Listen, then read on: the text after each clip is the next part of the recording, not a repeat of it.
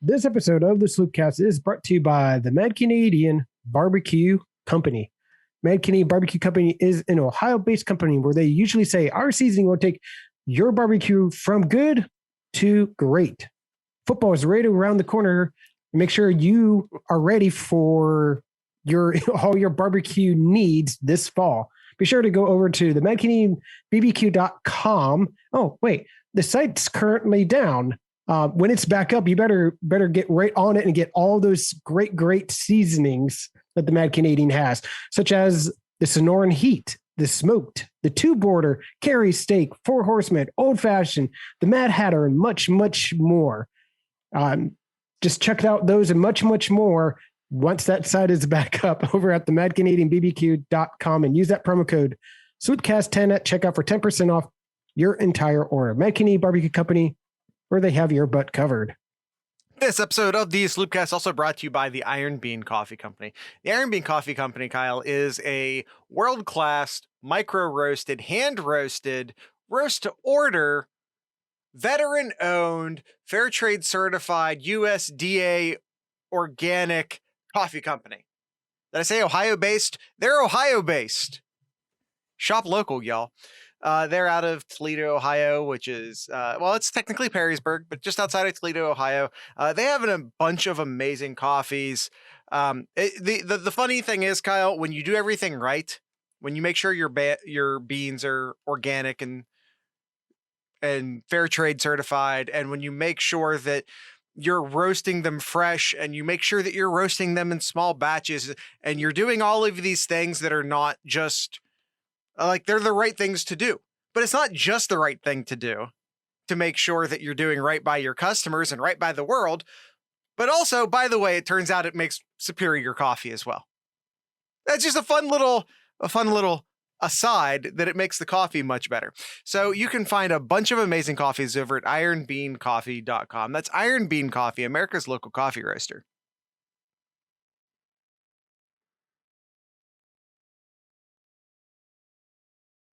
How's it going, YouTube and our fellow Sloop Cats in our Discord? We have a fun one. I'm looking forward to this one. Oh, yeah. News broke loose and let the rumors begin. Yeah. Yeah. We've opened the floodgates. The floodgates, Kyle, are open. This should be fun here. You want to give the people a quick preview? Let's just give the YouTube people a quick preview. I'm going to do this. Then I'm going to do this. Oh, this is what we're doing today. That's right. We're talking conference realignment. That's what we're doing today, but not yet. We gotta start the episode. Not yet. I have to see that on YouTube because I can't see it. You could jump in the Discord and mute yourself and see it that way. Maybe. But I don't want to screw up our recording. We'll just go as is. It'll end up causing some sort of weird echo or something. It's probably for the best. Yep. All right, let's get into it, Jared. Yes, let's.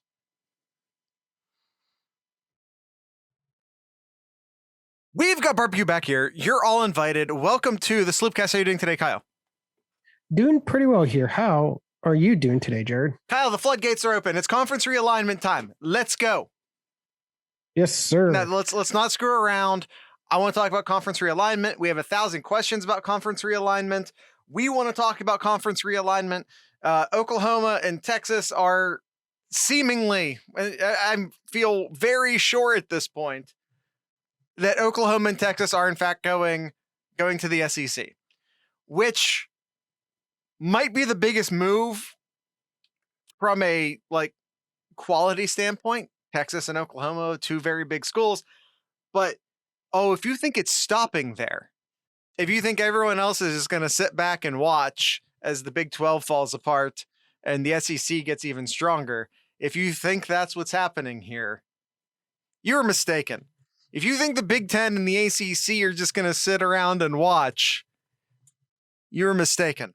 So, Kyle, I think no screw around time today. Let's get straight into the show. Yep, absolutely. SEC, as Jared just said, looking to add in Oklahoma and Texas to their conference. So that would bring it currently to 16 teams here. But we're going to talk about one of the things we did about a month ago, I think. We brought this nice graph of like, Kyle? Hey, who's our A tier and who's Kyle? Michigan level? We recorded it a month ago, but if you remember, we just released that episode last week. That's right. We did release that last week. Yes. So for everyone else on the planet, that was seriously just our last episode. Yes. Well, we're bringing that back again here. All right, we're bringing that bring back. Let's bring it up. We're gonna figure out which teams make the most sense to go to which conference and which ones are going to end up folding here. So yeah, let's just jump straight into that. These teams are folding. Why can't I slide this? What is happening? Why am I struggling? Okay, we got that, but where's me? Why is this suddenly? There we go. All right. Here we go. Kyle, it's time to talk conference realignment. So if you're just listening to this, if you're just listening to the audio only version of this, we're gonna keep. Kyle can't see the graphic either, so he's gonna really sort of be in charge of making sure you guys know what's happening here. But this episode's gonna work way better on YouTube. I just want to give that as a fair warning. This episode is gonna work better on YouTube, but we're gonna keep the audio only folks informed of what is happening as well. So just to keep everyone on the same page, what we have up right now from a visual standpoint are the 6 major conferences. I have included the American Conference in this discussion.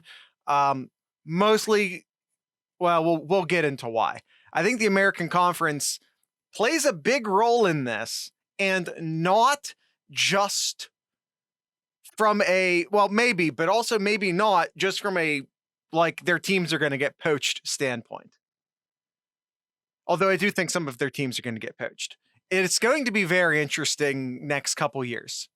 I think this whole process will probably go on for not just this offseason, but also next offseason. This will probably be about a 2.5 year process.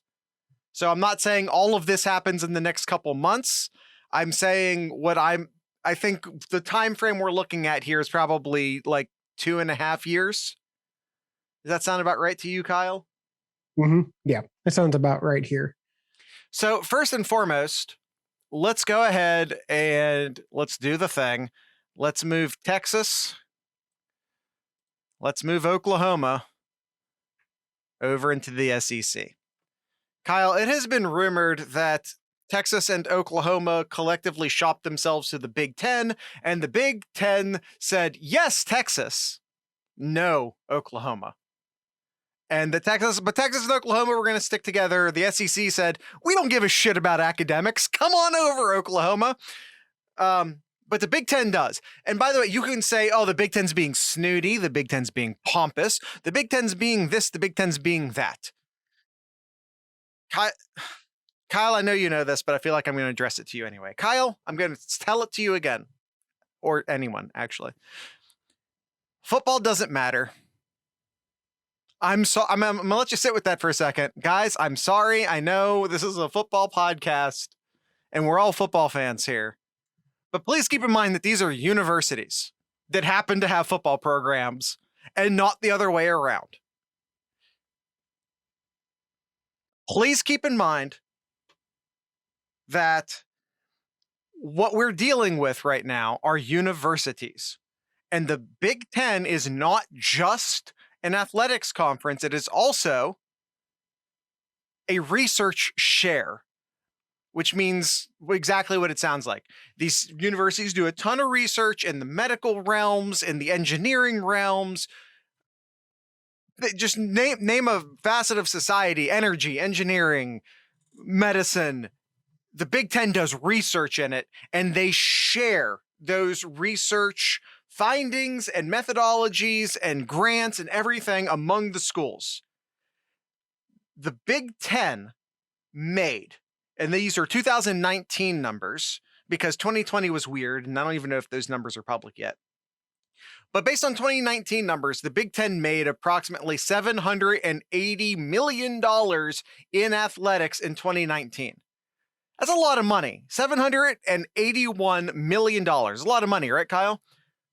It is. Do you know what the Big Ten the Big Ten Research Alliance made? More than that. $10 billion. $10 billion. Over 10 times what athletics makes. So why doesn't it's not, by the way, so I'm not trying to be like the Big Ten cares about academics, and I'm not trying to say that as in the Big Ten is better than the other. No, it's that's where the money's at. Like, this isn't a the Big Ten is better than you thing. This is a the Big Ten cares about money thing. And the money is not in athletics. It is in patents and research grants. $10 billion a year the Big Ten makes in research money. Football doesn't matter. And the fact that they were like, Oklahoma, we don't want you, is not a surprise. If you've ever heard me or Kyle talk about conference realignment in the past, we have told you that Oklahoma had little to no chance of ever getting to the Big Ten because they're just not at that academic standard. And they're not a part of the AAU. Yeah, well, and here's one thing. I'm just going to throw this out because I'm sure we're going to get comments about it. Well, not every university in the Big Ten is in the AAU. There's one team Nebraska. that is not. Nebraska was in the AAU when they joined the Big Ten. They have since been removed from the AAU. But at the time, they were in the AAU, which, by the way, like, it means they're just sub-AAU. AAU is in a very exclusive list of schools. I believe it's 60 schools. It's approximately 60 schools. And that's includes Harvard and Stanford and a like John Hopkins. It's a very exclusive list of schools.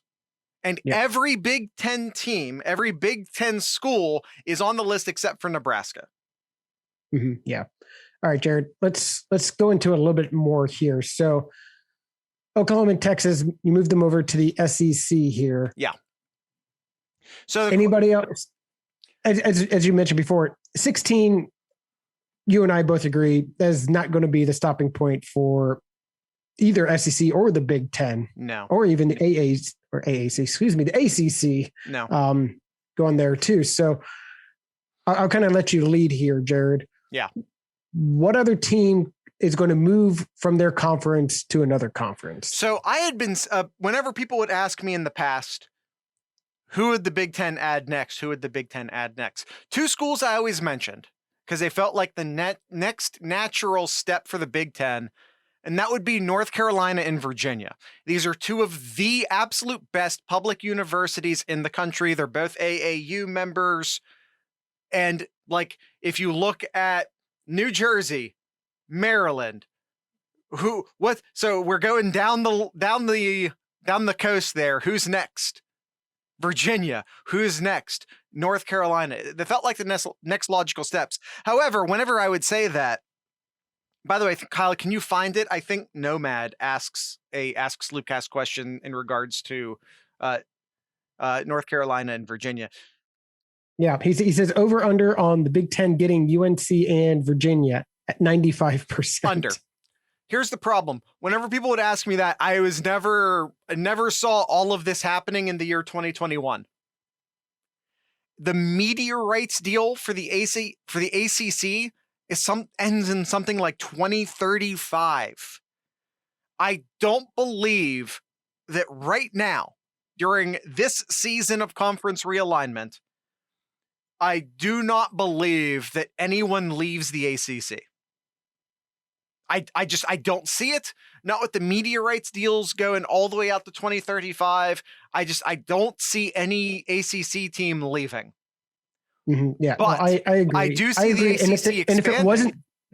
And if it wasn't for that, I really think the ACC would have been dismantled, kind of like what the Big East did a while ago. Too. Certainly, it was a possibility, but one big thing that the ACC has going for it right now is that I do believe we saw Notre Dame be a temporary football member last year during the pandemic. I think the writing's on the wall. I think Notre Dame becomes a full-time ACC member. They're already an ACC member in basically all of sports except for football. Except hockey, they're a Big Ten member, but every other non-football, not hockey, they're a member of the ACC. They already have the conference scheduling agreement with the ACC. We saw them be a temporary member last year.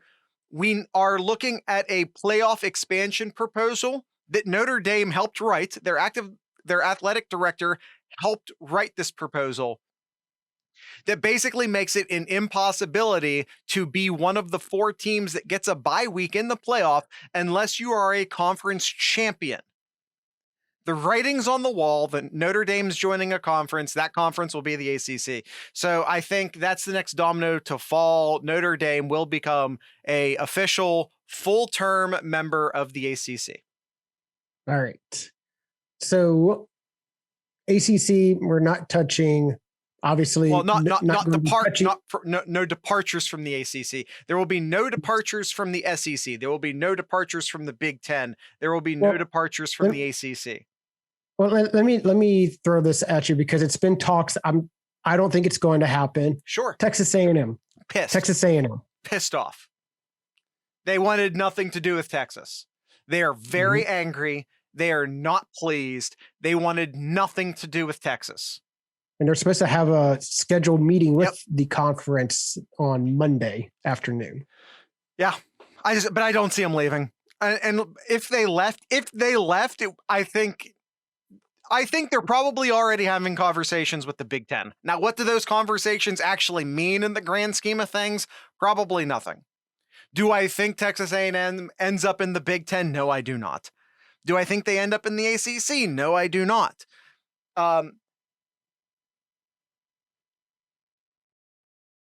Yeah, Austin says Texas is now infringing on the TAMU market, adding another land grant. Yeah, Texas A&M would be an amazing fit. They're AAU members, huge alumni base, huge university, great research institution, brand new territory for the Big Ten. Texas A&M would be an enormous win for the Big Ten. Enormous win for the Big Ten. I just don't see it. I just don't see anyone leaving the SEC. I just don't see it. All right, so we're leaving Texas A&M's going to throw a temper tantrum. Don't get me wrong. They're going to be pissed. They're going to stomp their feet. They're going to yell. They're going to cry, but nothing will change. All right, so we're not touching the ACC, Big Ten, or the SEC. So that kind of leaves of the other 2 major ones, the Big 12 and the Pac 12. Yeah. So here's what happens. I'm just going to go ahead and say this. I had said for years that Virginia and North Carolina would be the next steps for the Big Ten. Things have changed. The Pac-12 is a dumpster fire. They have no leadership. They tried doing their own Pac-12 network. They did it 2 years too late, and it's been a disaster. It's been an outright disaster. The Pac-12 is falling apart. And we have a Nevada nugget out there stating that Oregon and USC have been in contact. And what does contact mean? What does communication mean? In the grand scheme of things, nothing. But there has been communication between USC and Oregon and the Big Ten at the very least. So looking at like the Big Ten, obviously wanting to look at universities that's part of the AAU. So looking at this list here, there's definitely some interesting ones that is in this list here of Big 12 teams and Pac-12 teams. I'm just going to name a few of them here. Yeah. Iowa State, Arizona, University of California, all of them. All of them. USC. Which, by the way, just in case anyone doesn't know this, the University of California incorporates, from a football standpoint, we're talking from a football standpoint, that it is both Cal and UCLA. Those are both the University of California. Yep. USC. Oregon. Mm-hmm. I know they're part of the ACE. No, yeah, I won't touch the ACC. I was about to say Pittsburgh. Colorado, Stanford, Utah. If I didn't say that already, I think that's it there. Oh, if you want to add University of Buffalo in there too. Oh, yeah. Well, we will be talking about the Buffaloes, but we won't be talking about the University of Buffalo. All right. I don't see any MAC schools moving their way into a Power 5 conference. Right. So, Kyle, I'm seeing an outright, unadulterated, take no prisoners raid of the Pac-12 by the Big Ten. I think at the very least, it includes UCLA, Cal, USC, and Oregon. At the very least. So that would bring up the Big Ten conference up to 18 teams then. Because we both agree 16, which is where the SEC would be at right now with Oklahoma and Texas adding in. We both agree that 16 is not going to be the number there. It's going to be more than 16. So the question now is, if we look at the Pac-12, who just had, by the way, let's talk for a second about why those four teams. UCLA and Cal are the two, I believe, the last I looked. I know that the U.S., the U.S. News rankings of college, I get that is flawed and is not the end-all be-all, and that it's more concerned about like money than it is actual like I get that, but using those rankings, we are talking about the number 1 and number 2 public universities in the entire country, UCLA and Cal. You're talking about not from a single campus standpoint, but from a university-wide standpoint. You're talking about the biggest student base in the entire country across all of the University of Californias. They have like 6, 7 major campuses, something crazy like that. USC and Cal, I believe, are a package deal. I don't think you could steal just one of them. I do think you have to take both of them. But again, we're talking about money, research, academics out the wazoo. They are the crown jewels of public university academics in the country. So yes, UCLA and Cal, I think, joined the Big Ten. USC is that cachet. Of course, just for the record, USC is a private university and not involved with the rankings I just said there. And then Oregon, great football program, up and coming football program, AAU member, very good athletics, Nike. Brand new recruiting territory, brand new television territory. You want to talk about the Big Ten, and like I know a lot of people still mad about Rutgers and Maryland, right? But what did Rutgers and Maryland do for the Big Ten? Oh, they suck. Okay, you know what? Maybe they suck. maybe. But you know what? Yeah, no. Going right where Jared's saying with that, bringing in new audience, and even more so for Ohio State fans and the football program, bringing in more recruits from that area too. We were seeing the population decline in the Midwest. With the population decline in the Midwest, we're also seeing recruiting talent decline in the Midwest. So what the Big Ten is doing is not just getting TV markets. They are. I'm not saying that's not a big part of it. They are gobbling up TV markets. That is a big play here. But they're also gobbling up recruiting territory. Grabbing recruiting territory that is of the upper East Coast. Because now you have territory in Maryland. It's not a coincidence that Ohio State has started recruiting better in Maryland, Virginia, North Carolina, New York, New Jersey since bringing Rutgers and Maryland in. The Big Ten is no longer the Midwest Conference. The Big Ten is now the Northern Conference. That was always the plan. Nomad says it also kept Penn State from leaving. And I always feel like that whole Penn State leaving thing was more saber rattling than reality. But yes, I do think that you have to remember how far Penn State's all the way on the east side of Pennsylvania, which is a very big state. And the closest school to that was Columbus. They were pretty far outside of the footprint. Yeah. And if those teams that you mentioned, UCLA, Cal, USC, and Oregon would join, yeah, that's pretty much Jim Delaney's vision, his goal, going Big Ten coast to coast there. And that's exactly what this would be. Yeah. But it's owning the entire Western coast, especially if, and I think this is a possibility, we include Washington into this conversation.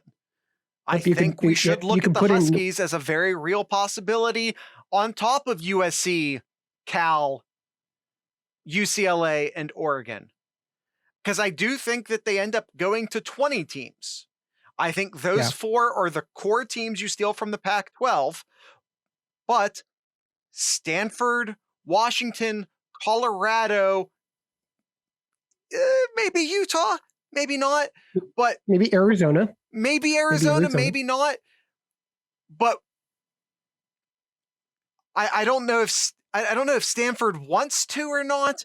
I'm not sure, but I think you should absolutely look at Colorado and Washington as potential. And by the way, Nebraska would absolutely love. They are traditional rivals with Colorado.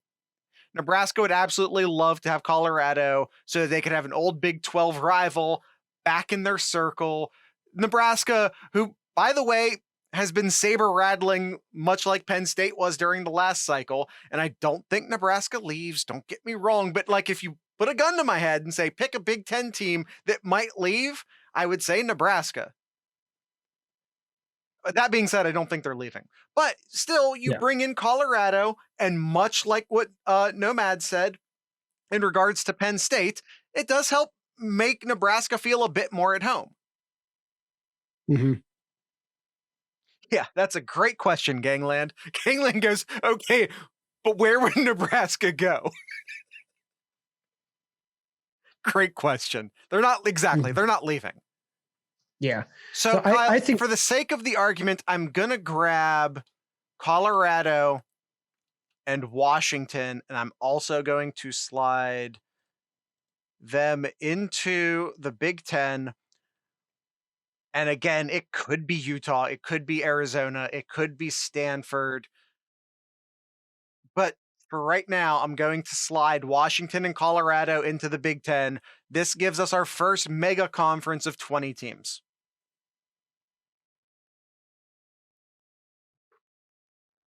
So, Kyle, now the question becomes, the Big Ten now is at 20 teams. What do those other teams do in response? What do the other conferences do in response? The Pac-12 is kind of dead at this point. They're down to 6 teams. The SEC is like, well, the Big Ten has 20 teams. Are we supposed to sit here with our 16 teams? ACC, we've given Notre Dame. And for the sake of maybe giving them an even number for now, I kind of want to go ahead and do what I think is the most logical thing that could happen, and maybe slide Cincinnati over into there. The ACC takes UCLA. I don't see that. First and foremost, I think the Californias stick together. UCLA and Cal are going to stick together. And on top of that, you want to talk about a place that the Big Ten, academics, very serious. The University of California, academics, very serious. They're not about to join the ACC with the likes of some of the schools they have in the ACC. Yeah, no, absolutely. So you really think Cincinnati? I do. I actually really do. Now, maybe it's UCF. Maybe it's Memphis. It might also be those teams. So Kyle, I don't want to. I think Temple ACC and Sun Card says the ACC has a ton of private schools. Yes, they do. They do. Absolutely. So do. Kyle, I put Cincinnati in there. I think that's a very, very real possibility. But I could put Memphis in there if you prefer. I don't want to dominate this. I could put UCF in there if you prefer. That's another Florida team. I'll tell you one team if you're going from the AAC that will not come over. Wichita State team right there. Is that purple team ECU? I don't think ECU would come over. No, they're not. They're not. Mm-mm. They're not at that level. Wichita State's not at that level. There's a SMU. Yeah, I can definitely see. I can definitely see UCF come over, or I think.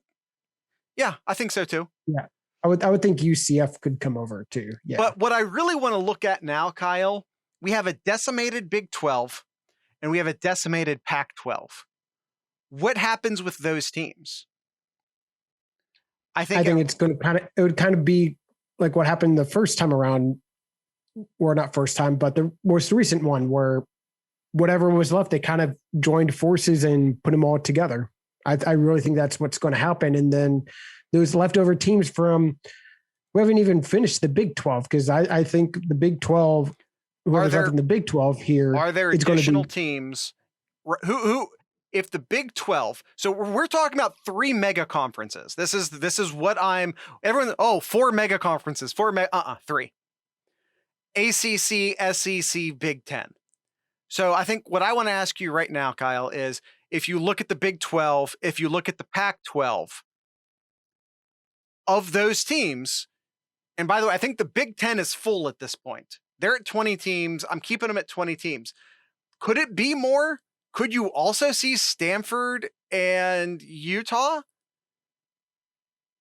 Maybe, but right now I'm keeping it at 20 teams.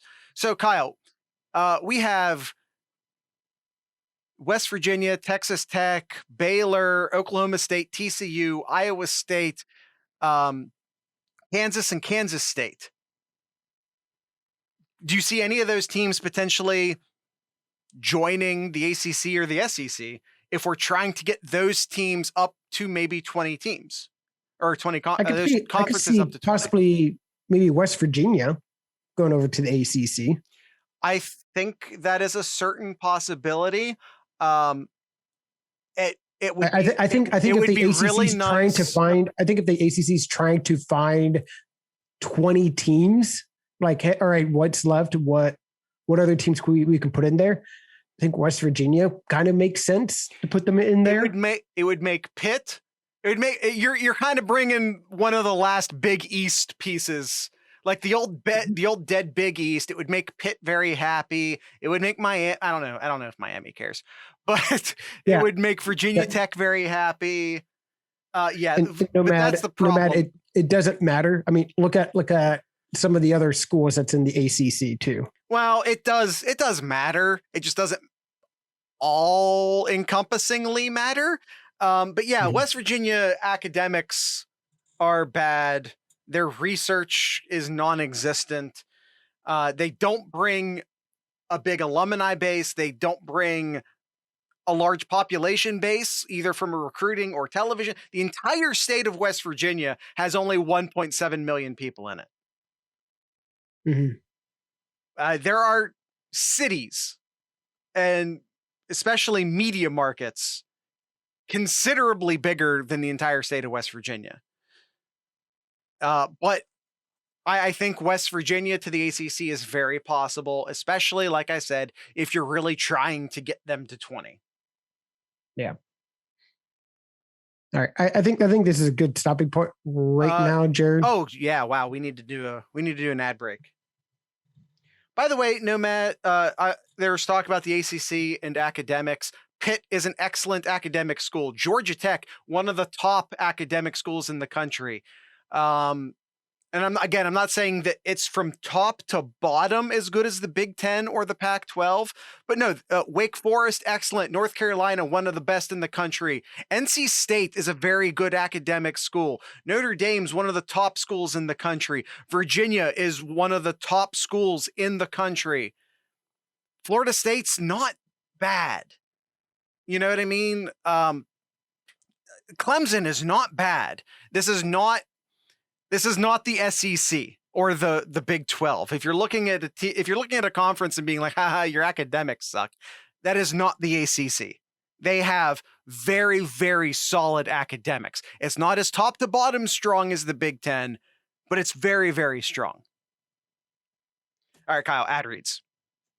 Yes, go ahead and start us off with our good friends over at the Iron Bean Coffee Company. Iron Bean Coffee. I'm going to take advantage of our new screen situation here and put it up full screen. Oh my goodness, we're going full screen with the Iron Bean Coffee Company right now. Let's look at some of these flavored coffees.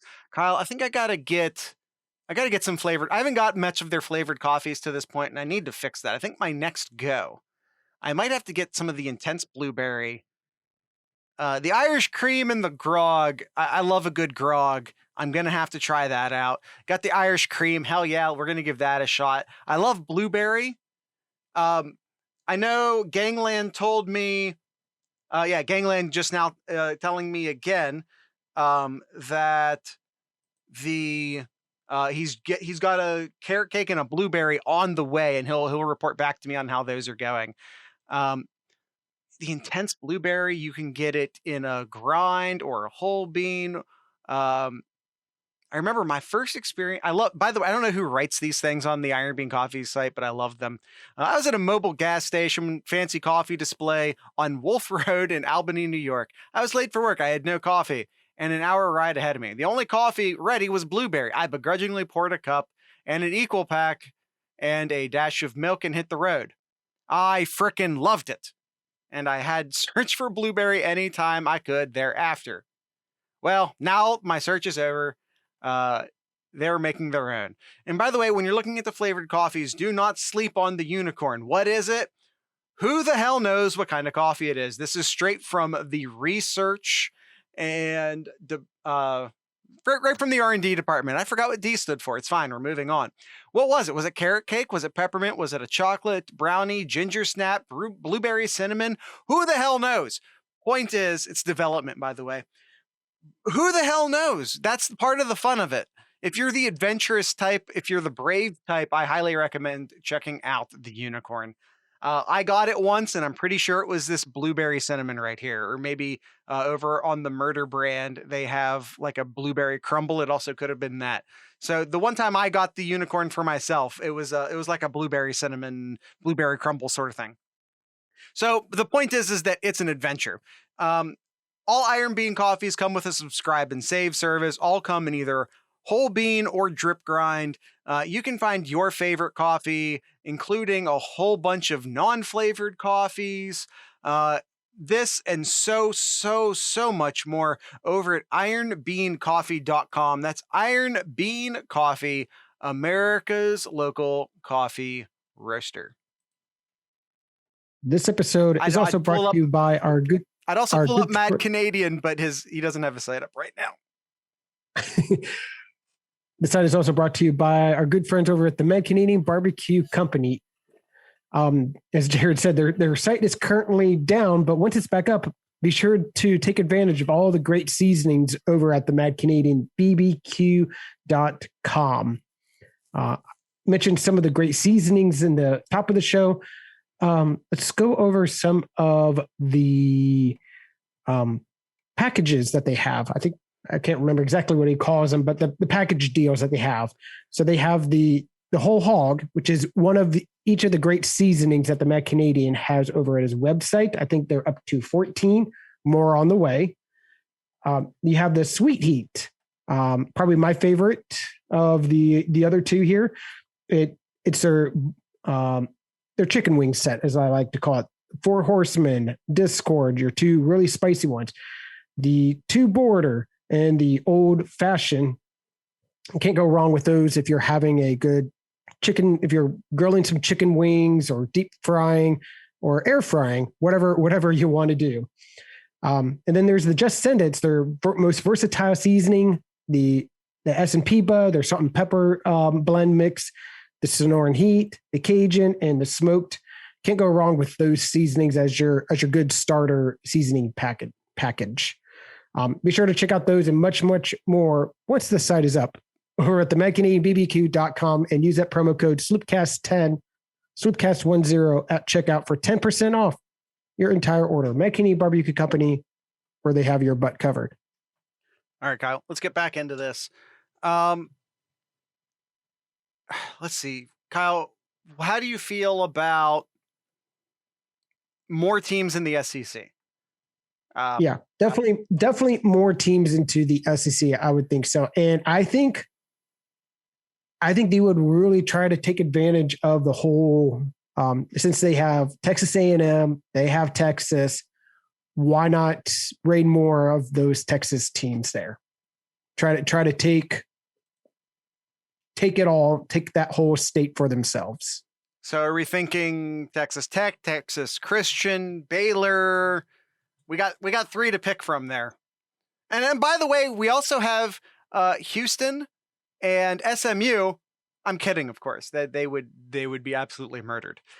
I mean, the two that really screams out to me is Baylor and TCU. Those are the first 2 that scream out to me.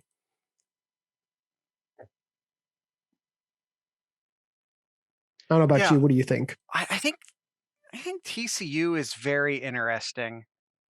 And I really don't know if it happens. I really don't know if the SEC moves past 16 teams, or at least I don't know if they move past 16 teams in this cycle, in these next, say, 2.5 years. But I think we're just playing here, right? We're just playing here. So not only are we going to add an additional Texas team, how do you feel about adding an additional Oklahoma team and bringing Oklahoma State over?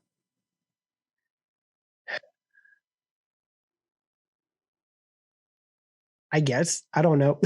I just don't really see. I really don't know about Oklahoma State. I really don't. I mean, the team that really sticks out to me, I know football team's atrocious, but man, you got a blue blood basketball team right there for the pickings too. I know it's about football, but man, that fan base and the blue blood that is Kansas coming over to a conference too is very intriguing. I tell you what, Kyle, you convinced me. Now, I'm telling you right now, I'm going to say this again. I've said it before. Basketball doesn't matter. I'm sorry. Like before I said football doesn't matter, but basketball extra doesn't matter in all of these conference realignment talks. I'm sorry. I don't take joy in saying that, but if we're really talking about the money involved here, basketball does not matter. But it is Kentucky. Or excuse me, Kansas. It is Kansas. It's like Duke. I mean, it really is. I think it's intriguing.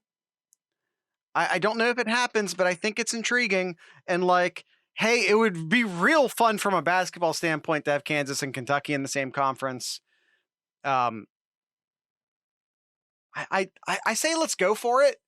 I don't have a problem with it. That does put us at 18 teams currently in the SEC. Who else did you add other than Kansas? TCU.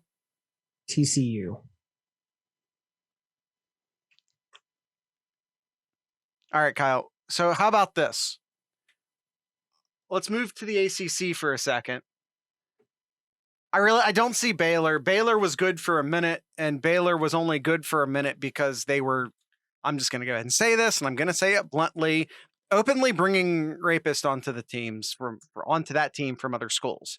There's a reason why literally everyone involved with the football program, including the athletic director, was completely canned and blackballed from sports since then. It's the only reason it's like SMU. Everyone's like, oh, poor SMU. They sucked before they cheated. Now that they are not openly paying players anymore, they suck again. I don't care. They covered up some horrible shit there and like actively pursued it and allowed it and made it happen. Kyle, how do you feel about Tulsa, Memphis, UCF to the ACC? I'm good with that. I really think when it all comes down to it, I think that Big Ten will go after the Pac-12. The SEC will go after the Big 12, and then the ACC will go after the AAC. Then plus Nomad is saying, I'm getting kickback on Tulsa. I'm getting kickback on Tulsa. So let's move Tulsa back out. Let's put Memphis and UCF in there. I think Memphis and UCF are definitely no-brainers, as do I think Cincinnati is a no-brainer. Do you guys prefer Temple or Houston? Navy? I do not think so. Navy's a lot of fun, but Navy. No, not Navy. We got one vote Houston. We got one vote Navy. Let's go ahead. Well, they need a Texas team. Do they need a Texas team? I don't know. That's feels far outside of their footprint. Temple. I would say, yeah, Temple and. I'm gonna say Temple. I mean, you got Memphis. You got Memphis on the far side of Tennessee there. Yeah, but when the grand scheme of things, especially if you're moving to get Cincinnati and Notre Dame, it's like upper Midwest bit there. Like ACC is sort of moving into that territory. Yeah, I probably would say Temple over Houston. I would agree with Nomad. I would say Temple. It is. Houston would be pretty far away from anyone else that they have. So yeah, let's go Temple over Houston. Although I'm not super confident about that. So the additions we have so far for the ACC: Notre Dame, Cincinnati, West Virginia, UCF, Memphis, and Temple. Yeah. Okay, so that would bring ACC and the Big Ten with 20 teams. Make sure I'm doing my math right. Yep, 20 teams. And then the SEC would have 18. That is correct. And I seriously think that the SEC would match what the ACC and the Big Ten would do then. So I think the SEC would find two more teams. And heck. Who are those teams? I mean, maybe you could finish that off and say, hey, Kansas, we'll get your state team. Hey, Oklahoma, we'll get your state team. Bring them over too. So bring in Kansas State and Oklahoma State as well. Oh man, Kansas State though. That team would get. I mean, not that Kentucky doesn't and Kansas wouldn't. Man, they'd get slaughtered hard. So would Kansas. So would TCU. Yeah, but you're bringing Kansas in for the basketball. Let's just be honest about that. Is there anyone in the Pac-12 that I mean, that's far, far outside of their footprint to maybe go all the way out to Arizona. Yeah, I was going to say probably the Arizonas there. That's super far outside of their footprint to pull in the Arizonas. So here's what I'm thinking. I don't know if it's going to be called the Pac-12 or not. But I'm just going to, for the sake of it, I'm just going to make it the Pac-12. But I see, if we look at the remnants of the American Conference, the remnants of the Big 12, the remnants of the Pac-12, some other teams that are out there right now, including, say, BYU and Boise, who are interesting teams. I think we can start to piece together, and I'm going to make it the Pac-12, even though I'm not sure if it'll actually be called that or not. Yeah. I think I agree with you, Nomad. I agree with you, Nomad. I know Jared is all up about 3 conferences, but I really think that there will be a 4th conference, and that's just going to be whoever's left. Yeah, no, that's exactly what I was just saying. I think, and again, I'm going to make it the Pac-12. I don't know if it'll be the Pac-12 or not, but just because that's just the box I'm going to put it in for right now. Maybe you move Boise into there. Maybe you move BYU into there. You move Iowa State into there. You move Oklahoma State into there. maybe Texas Tech, SMU, Houston. Whoops. Tulsa. I mean, it's just a clusterfuck of teams that you're just trying to get and put something together here to maintain something. So, and again, I'm not saying that this conference is actually going to be called the Pac-12, or that the Pac-12 or the Big 12 or the American still exist after all of this mess. But I do think that there's enough pieces left over to form a fourth conference. And this fourth conference is not going to be on the same level as the ACC, the Big 12, or excuse me, the ACC, the Big 10, and the SEC.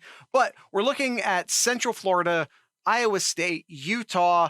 I just don't see Stanford in this. I would see actually maybe Stanford move independent. I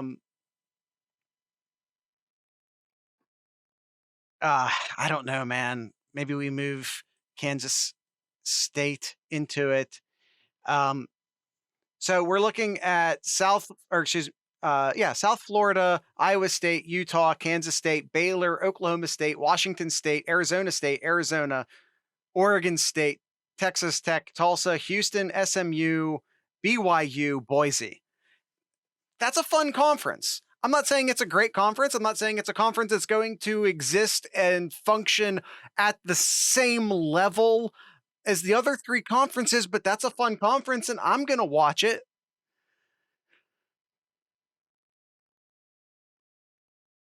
I'm going to watch this conference. And again, maybe this is some other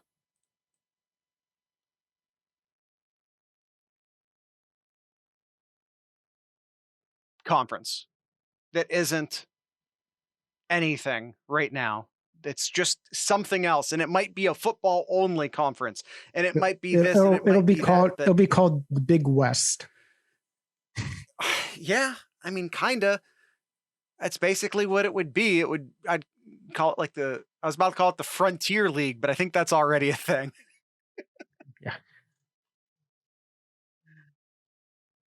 The Scrub Athletic Conference, the second tier athletic conference, the Big POS. y'all are rude. Stuart wants to ask what about the Rainbow Warriors? I feel like the Mountain West is still a thing at the end of this. I know the Mountain West loses Boise, but I think that's all I stole from them. The Mountain West is still a thing. The Sun Belt is still a thing. The American might, like, you might have, if this other, the big POS here, if this other thing exists, then the American might go get the best Sun Belt teams and the best Mountain West teams and the best MAC teams. And the best Conference USA teams and form a really good, like, you basically take all of the best group of 5 teams left over. Again, Tulsa, Eastern Carolina, Appy State, Hawaii, why not? You get all of those best teams that are left over and you shove them into one conference. I'd be here for it. Even if, and by the way, it would probably be a football only conference because these schools don't have the budgets to be traveling all over the country for volleyball and whatever else. It would probably be a football only conference. Yeah. But I think it would be real interesting if at the end of this, you have the American Conference, who we've completely rated. Like, if you look at the graphic right now, we have Tulsa, Navy, Wichita State, and ECU left in the American. Like I said, they go out and maybe they grab Army and they grab Appy State and maybe they grab Ohio and maybe they grab, I don't know, I'm blanking on a bunch of those other schools, but just like what other schools are out there? Alabama, Birmingham, just some of those other good Sun Belt schools, good MAC schools, good Mountain West schools, and form what could be a real fun conference for those of us who are complete nerds about these things. I think Gangland says we're calling that one the Thunderdome. And Nomad seems excited. He drops up a card, make it so in there. Kyle, let's hit up some of these Ask Sloopcast questions, especially if they're pertaining. I know we are over on time and we have a million of them. If they're pertaining to conference realignment, let's go ahead and ask them. All right, let me look here.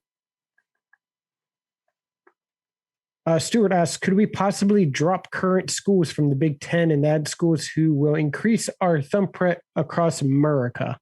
I think that's exactly what's happening. I think the Big Ten is about to go west. I think there's a Big Ten Super West, a Big Ten Pacific. I think it's happening. Mm-hmm. And I also saw there's a bunch of things. I know that the SEC current proposal is having like a 4-team pod. You could possibly even see the Big Ten do something like that. Maybe they make a 3-team subconference, or even a 4-team or a 4-pod subconference too. And then everybody in the West would be in that then too. Yeah. You beat Nomad to it. By the way, are there rules against conferences having playoffs? Because like if you have a 20 team, and we have the ACC at 20, we have the Big Ten at 20, we have the SEC at 18 right now. So then the problem could with you that, have a 4-division playoff with 4-division conference with a 4-team playoff at the end of it? Then the problem that's going to be here is number of games we're playing. Then number of games that these kids are playing, because if you're already going to expand the playoffs to a 12-team playoff, mm-hmm. and then you're going to ask as well as, oh, hey, they have to play 2 more games just to determine who's going to be the conference champion. I mean, they're going to, at the end, they're going to be playing more than NFL teams who don't make the playoffs. Here's my argument to that, Kyle. If you have these mega conferences, that's going to increase your TV money something insane, because now there's less leagues to bid. So therefore, you're one of 3 major conferences instead of one of 5 or 6 major conferences, which makes your conference all that much more valuable, which puts you in an amazing position to negotiate television contracts. And by the way, the ACC, the Big Ten, the SEC all partially own their own television networks. They're printing money. And if they're printing money, and if you can actually just win your way into the playoffs now, do you need all of those games against Tulsa and Buffalo? Maybe we start to see some of those games go away. You see a 9-game Big Ten schedule with only 1 or 2 out of conference games. And those 2 games would probably be, by the way, you only have 3 conferences now. You know what you can do? You can put together conference to conference challenges. This is going to bring a whole lot more interconference cooperation. And I don't know how much you still need warm-up games against the MAC. Yeah, and if you're going to go down that route, then if you're going to go down that route, then you're going to have to split up Division 1 FBS. Then it's going to have to be the SEC will come north, but they'll do it in September. They're not coming north otherwise. If you're going to do that, you're going to have to split up like these super conferences as their own like Division 1-star FBS, and then the rest of the MAC, the Sun Belt, and all that would be their own. They would be their own then. That's a thing that's coming. I'm just saying that's a thing that's coming. It's not. We're not too far. This is the first 3 mega conferences. This is the first step towards these conferences splitting away from the NCAA entirely. By the way, with Gangland and Nomad chiming in here, they're afraid of Sherman still around. Oh, yeah. Sherman already invaded Atlanta this weekend already. Look at Kyle's hat. 404, score not found. All right. Kyle, next question. All right. Next question here. I think we already kind of answered this, but I'll bring this up again. Caputo asks if USC joins the Big Ten, would it further increase Ohio State's recent recruiting success in California? Yes. This is about, like I was saying before about Ohio State sort of and the other Big Ten schools becoming more prominent players in that upper Atlantic region for recruiting. Yes. The Big Ten and Ohio State by proxy are now going to become, again, this is not just about getting the best teams. This is not just about getting the best universities. This is not just about getting TV markets. This is also about acquiring, recruiting territory. California is the most populous state in the country by a lot. Yeah. Another question here. I think this is probably the big question that I'd like to know the answer to this, Jared. Buckeye Zach asks, how soon do you believe the Big Ten will begin the expansion process for new school/programs? Begin the process? It's begun. They reformed the committee earlier this year, like way earlier this year. They're actively talking to teams right now. They're actively talking to teams right now. And by the way, for the record, Gene Smith's running shit, not Kevin Warren. Let me, like, Kevin Warren sucks, right? We're all on the Kevin Warren sucks. Well, get this. Here's the good thing about Kevin Warren sucking. By the way, I don't think we need to have the graphic up any longer. Let me just do this. So let's get our Slipcast back in visual again. Here's the good thing about Kevin Warren sucking. He's a weak conference commissioner, which means he can't pull his weight around because he's already on thin ice. He knows he's on thin ice. And this gives Gene Smith power. You have a weak conference commissioner, so that creates a power vacuum. That power vacuum will be filled by the athletic director of the most powerful member of the conference, who is Gene Smith. So, does Kevin Warren suck? Yes, but there's opportunity in that. There's opportunity in Kevin Warren sucking. And I believe Gene Smith is taking advantage of said opportunity. And I know that there are Ohio State fans out there who are mad or dislike Gene Smith. And I'm not saying he's been perfect, but I am saying that he's maybe the best athletic director in the country. And I don't want anyone else leading Ohio State.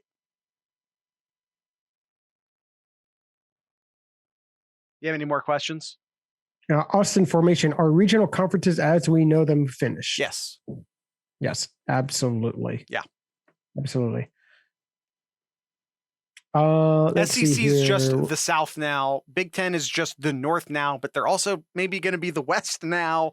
The ACC is basically the Far East. Yeah, it's a mess. Yep. Nomad, is Jim Thorpe the greatest U.S. Olympian ever? He's certainly in the conversation. If we're putting together a Mount Olympus, a Mount Rushmore of it, then it's like him, Jesse Owens. You have to put Michael Phelps on there. Yep. I think he's if he's not the best of all time, and he might be, but if he's not the best of all time, he's on the Mount Rushmore. Yeah, nope, absolutely too. Also have to add in there Usain Bolt too for what he's done. Well, Maybe Carl Lewis. He said Lewis American. Put on there too. He said American. Olympian. Oh, American. Oh, all right, my bad. Well, but yeah, Carl Lewis. Carl Lewis, yes. All right. Any other questions? I'm wanting to grab at least one from everybody. So if I didn't add one, I apologize. Did I do one from Stuart? Did I do one from? Just ask it. Stuart? If you got a good one, ask it. No, I did. It was about the dropping current school from the Big Ten. All right. I think that's at least one from everybody. But yeah, by the way, no one's leaving the Big Ten. Yeah. No one's leaving the SEC. No one's leaving the ACC. Oh, there's lots more. You guys gave us a bunch of questions, and we talked for a long time. Kyle, should we continue to be mad at Michael Drake for giving us Kevin Warren? Yes. I don't think it was Michael Drake. I don't know if it was Michael Drake's fault. By the way, we had Big Ten Media Days. We didn't talk about it at all. Gene Smith said publicly to a reporter,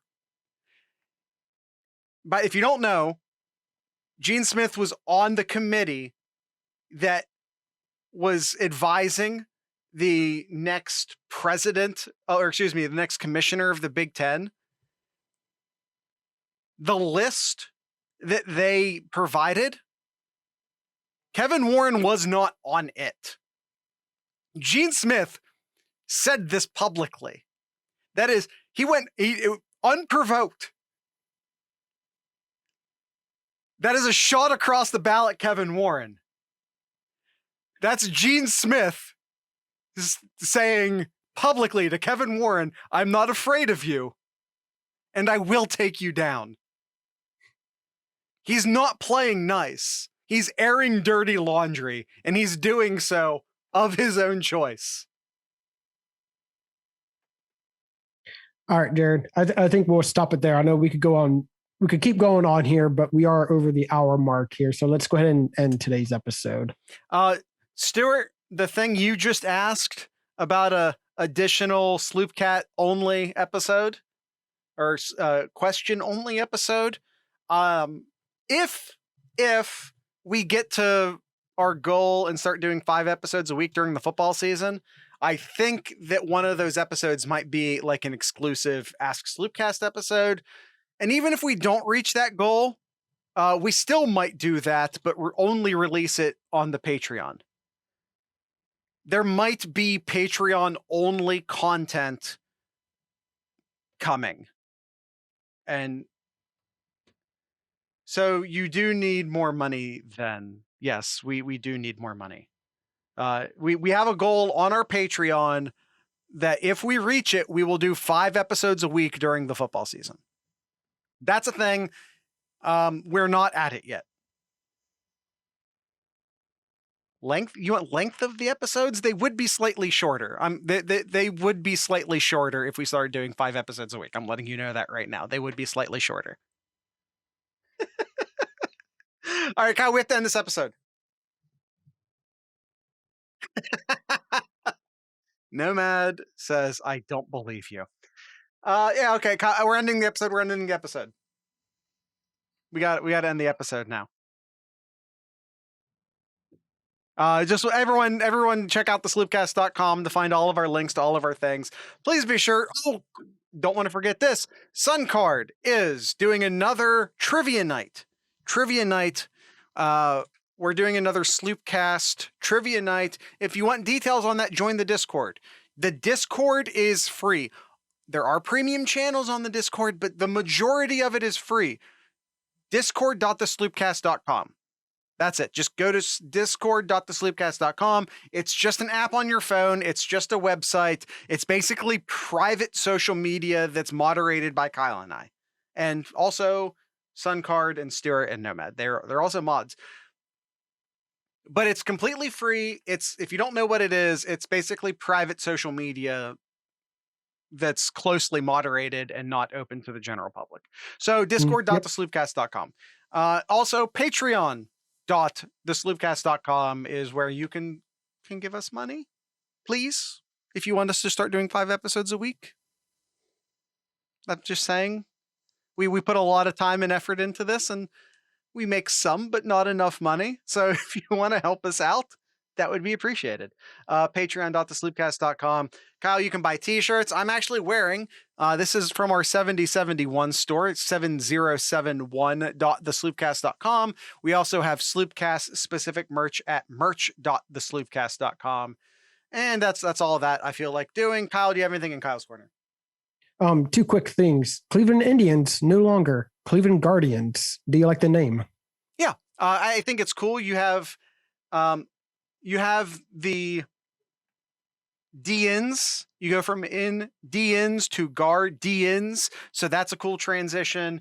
So they can still do their W, like when they win so many more, they go Windians. Yeah, they can still do that. They're still the Windians. It's named after those big Art Deco guardians that are on the Hope Memorial Bridge that's just outside of Progressive Field. I'm an Art Deco nerd, so I think they're cool. But so it is like a city specific thing. You're keeping the D-ins. I'm not a fan of the logo, the baseball logo with the G and the win. I'm not a fan of that.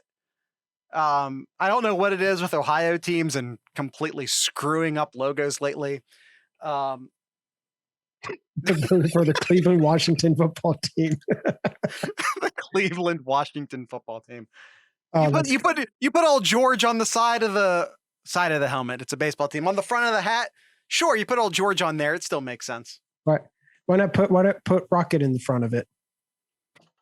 Rocket from Guardians. Well, they had Tom Hanks do the intro video for it, and I'm like, Chris Pratt was right there. Yes. You could have used Chris Pratt. Would have made more sense. But I do appreciate them using the Black Keys as the soundtrack to that video. And for those of you who only listen to us on the YouTube version of the show, we use a Black Keys song to intro the podcast. So. Yep. And last thing here, the Columbus Crew are unbeaten in the last 6 matches. They have not lost in the past 6 games here, and they moved up from 8th place in the conference to 4th. Crew is moving up. They are getting healthy. They're getting players back. I know they're not scoring a lot of goals, but you know what? Room is a wall. Room is a wall there, and I think the Crew is the second best team of letting up goals. And you got Room to thank for that. By the way, Stuart, I'm sorry to break this to you. That's factually inaccurate. They're not the Indians because they had the first Native American profession. That's a justification they made up years after the fact. I'm sorry to break that to you. That's simply not true. That's all right. That's all I have the time. I gotta try to end this here, Jared, because Carmen's Crew is playing here in a few minutes. Yes, Carmen's Crew. We didn't talk a lot about Carmen's Crew because we don't know what's going to happen in this game. But we're going to go watch it, and I hope everyone else is enjoying it. So with all of that, nope, didn't do the music. I was a little bit far ahead of myself. Almost. I almost got there. Kyle, we're doing a song by Low Pan, which is a metal band here from the Columbus area. Kyle, the name of this song is Go West. If you think that's not a coded reference to something, you're mistaken. The Big Ten is going west. So yeah, we're doing Low Pan, Go West as our ending music for tonight. So with all of that being said, I'd like to encourage everyone to drink local beer, listen to local music, and of course support your local podcasters. Once again, this is Low Pan.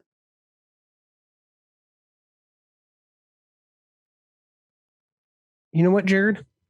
Hi YouTube. All right, go ahead. I can't believe I forgot 2 more names. We were talking about best U.S. Olympians. Okay. I cannot believe I forgot these 2 because they were right down my alley. Edwin Moses. Yeah, I knew you were going to say it. The best hurdlers ever in U.S. history. And of course, us growing up as kids, who was the man wearing the golden cleats? Michael Johnson? Yes, Michael Johnson. You got. Yep. Can't forget about Spitz too. Yeah, absolutely. Spitz as well. Oh, we said Jesse Owens. Yeah, we definitely said Jesse Owens there. And Phelps. Yep. Man, I can't believe I forgot those 2. You're naming them off. Yeah, there. I mean, it's not like you prepared for the question. I know. People who don't do a podcast don't know how hard it is to simultaneously knowing a lot of the athletes in track and field. Yeah. Man, I feel bad. I know I have a brother who's probably going to shake his head when he hears this. So. You corrected it. Unless he only listens to the audio version, in which case he's not hearing any of this part. Yeah, that's probably it. All right, let's go ahead and end the episode, Jared.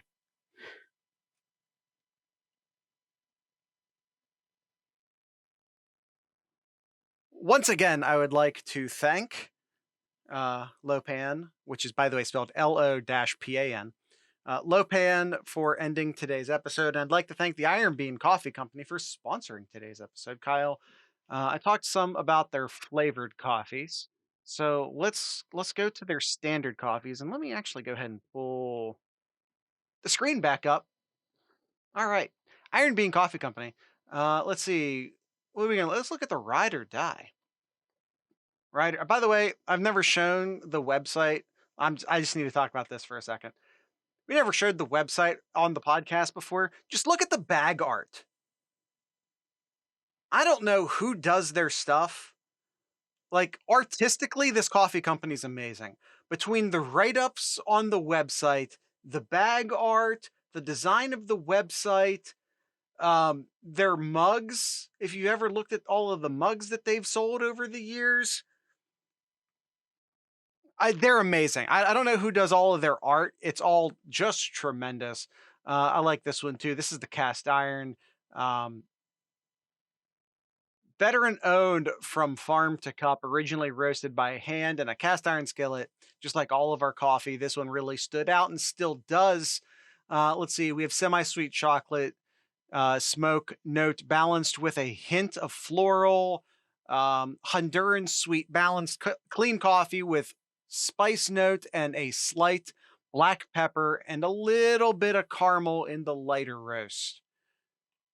Let's go ahead. I said we're going to do the ride or die. Let's look at the ride or die. Ride or die is originally a biker term, meaning if you couldn't ride, you'd rather die. It's changed in meaning that you will ride any problems out with them or die trying. The ride doesn't always have to be a negative either. Obviously, if you're this close with someone, you want to enjoy the ride with them. Fair trade certified, USDA organic. Guys, it's all the stuff. And like anything else, it's available whole beaned or ground. The ride or die does come in a collection of sizes as well. And of course, you can always subscribe or save. You can't go wrong with the Iron Bean Coffee Company. Explore the website by yourself. Check out all of these other great coffees over at ironbeancoffee.com. That's Iron Bean Coffee, America's local coffee roaster. This episode was also brought to you by our good friends over at the Mad Canadian Barbecue Company. Now, Jared and I met up just a week ago, and the one seasoning that we put on the most of our homemade food was the two border. Yes, we did. Two border on everything. Two border on eggs. Two border on our bacon. Two border on our ribs. The two border, Jared. Tell us a little bit of why you decided to put the two border on. Kyle. Well, for one, Mad Canadian says he puts it on all of his ribs. So when I went to make ribs, who was I to disagree? Mm-hmm. Am I right? Who was I to disagree? And on the breakfast, it's because it's maple and it's spicy, and like maple for breakfast just sort of feels right. And by the way, Kyle specifically asked me to put this on the podcast. It comes from the Mad Canadian Barbecue Company's employee of the year too. Yeah. Yeah. So in case those don't know, that is Justin, who is the Mad Canadian himself. All right. I did that. All right. Check out the two border and all the other great seasonings once the website is up over at the madcanadianbbq.com. Use that promo code SloopCast10 at checkout for 10% off your entire order. Mad Canadian Barbecue Company, where they have your butt covered.